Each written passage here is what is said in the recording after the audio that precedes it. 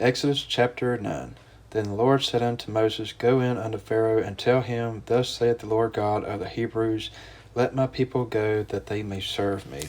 For if thou refuse to let them go, and wilt hold them still, behold, the hand of the Lord is upon thy cattle which is in the field, upon the horses, upon the asses, upon the camels, upon the oxen, and upon the sheep. There shall be a very grievous murrain, and the Lord shall sever between the cattle of Israel and the cattle of Egypt, and there shall nothing die of all that is the children of Israel. And the Lord appointed a set time, saying, Tomorrow the Lord shall do this thing in the land. And the Lord did that thing on the morrow, and all the cattle of Egypt died, but of the cattle of the children of Israel died not one.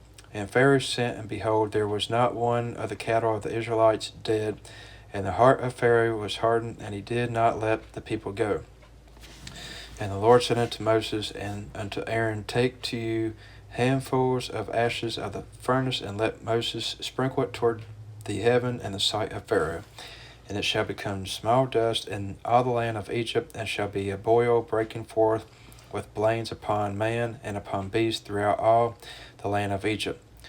And they took ashes of the furnace and stood before Pharaoh, and Moses sprinkled it up toward heaven, and it became a boil breaking forth with blains upon man and upon beast. And the magicians could not stand before Moses because of the boils, for the boil was upon the magicians and upon all the Egyptians. And the Lord hardened the heart of Pharaoh, and he hearkened not unto them, as the Lord had spoken unto Moses. And the Lord said unto Moses, Rise up early in the morning, and stand before Pharaoh, and say unto him, Thus saith the Lord God of the Hebrews, Let my people go, that they may serve me. For I will at this time send all my plagues upon thine heart, and upon thy servants, and upon thy people, that thou mayest know that there is none like me in all the earth. For now I will stretch out my hand, that I may smite thee and thy people with pestilence, and thou shalt be cut off from the earth. And in very deed for this cause have I raised thee up, for to shew in thee my power, and that my name may be declared throughout all the earth. And as exaltest thou thyself against my people, that thou wilt not let them go. Behold, tomorrow about this time I will cause it to rain a very grievous hail, such as hath not been in Egypt since the foundation thereof, even until now. Send therefore now, and gather thy cattle, and all that thou hast in the field, for upon every man and beast which shall be found in the field, and shall not be brought home, the hail shall come down upon them, and they shall die. He that feared the word of the Lord among the servants of Pharaoh made his servants and his cattle flee into the houses. And he that regarded not the word of the Lord left his servants and his cattle in the field.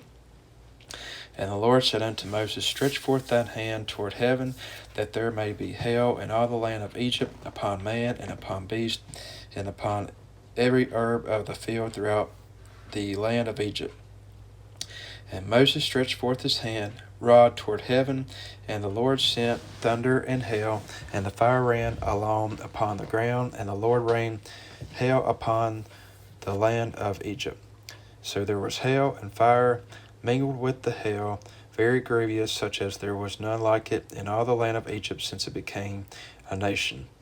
And the hail smote throughout all the land of Egypt all that was in the field, both man and beast, and the hail smote every herb of the field, and brake every tree of the field. Only in the land of Goshen, where the children of Israel were, was there no hail.